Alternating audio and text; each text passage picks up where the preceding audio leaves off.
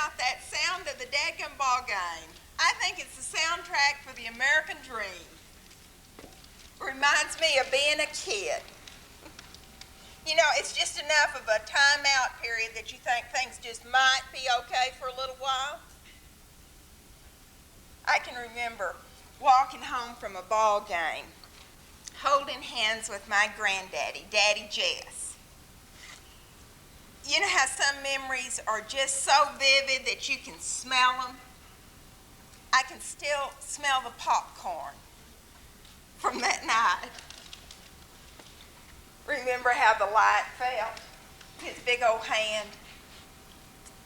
We were so far from home. We'd been to a Lubbock ball game. Now, all of y'all know that Lubbock is a sin big on Saturday night. Isn't that right? Repent on Sunday morning kind of town. Every single Saturday, after the bootlegger came, my folks would just get dressed up, fit to kill, and go out dancing. And I'd get a big bribe for staying home with my granddaddy, Daddy Jess. Of course, it was a trick on my part, because I always loved staying with him. He always wore a rose in his lapel. And he told the greatest jokes and ran the elevator at the only tall building in Lubbock, the Great Plains Live. 21 stories. And he'd turn that radio on and we'd get my favorite show, which was the Saturday Night Jamboree, and it's broadcast live from an old airport hangar right here in Lubbock. And you know, it turned out that Sled Allen is my husband Terry, who's out here, I don't know where, his daddy, and our grandson, Sled Harvey's great-great-granddaddy. How he even started the Lubbock Hubbers.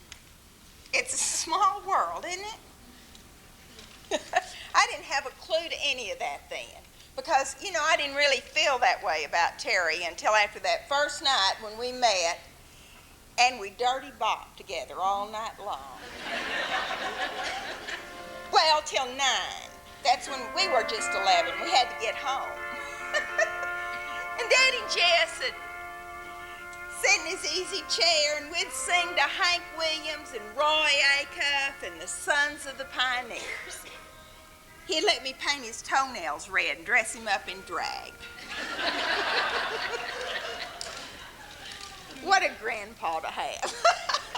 And that was at the big house. Had a big old front porch. You know, my mother is not only beautiful and smart, she's here too. But she said this whole country went straight to hell the day that they quit building houses with front porches. And I think maybe she was right. There were big old clumps of 4 o'clock on either side. Y'all know what that are, those little yellow flowers? That's still one of my favorite smells in the whole world.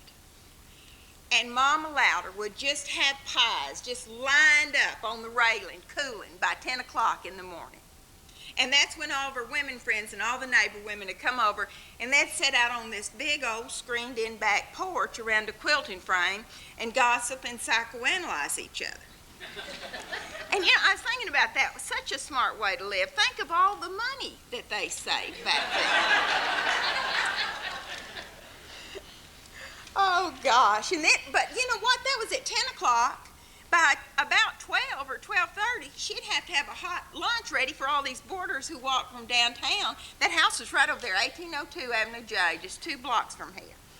And she would serve them in the kitchen, maybe 10 or 15 of them around this big old kitchen table, and she'd have chicken fried steak and mashed potatoes and corn on the cob and fresh black-eyed peas and green beans and fried okra and, you know, that cucumber with onions in it and fresh biscuits from scratch and gravy on top of everything. And then after they ate, the hobos would line up at the back door, and she'd feed them all the leftovers.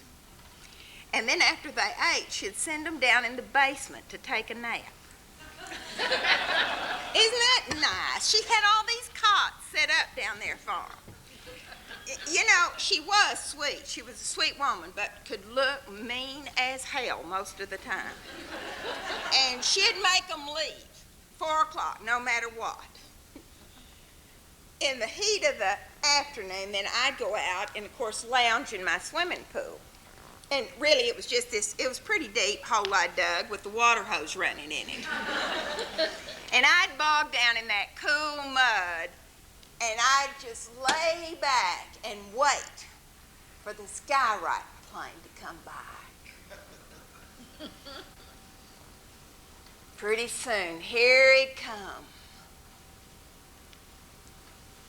Coca-Cola in cursive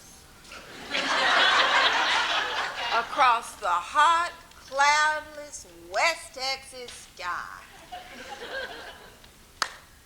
And then I'd go in and eat a bowl of fresh canned peaches and real cream and a Hershey candy bar with almonds and a bottle of Coke, cost a nickel, and a 4-way cold tablet as a preventative.